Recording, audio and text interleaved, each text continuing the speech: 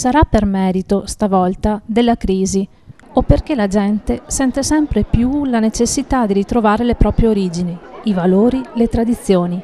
ma le sagre di paese stanno riprendendo vita e stanno tornando ad avere successo.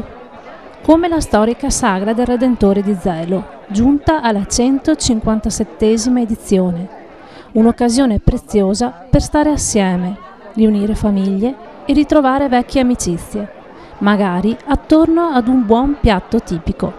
come lasagne col musso, bigoli col tastasale, musso con la polenta. La manifestazione è chiamata anche Sagra del Colera, a ricordo della fine della pestilenza che si verificò all'inizio dell'Ottocento e che, secondo la tradizione, terminò a Zelo con il miracolo del crocifisso, che portato per le vie del paese fermò l'epidemia.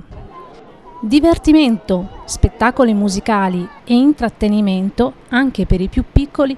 non mancano alla Sagra del Colera, a cui fanno da cornice le bancarelle, dove trovare i classici dolciumi, o piuttosto i frutti di stagione, di quella terra o di quel paese natio che, seppur tartassato dal passare del tempo e lontano dalle comodità della città, rimane sempre nel cuore, come la meta ideale del proprio cammino.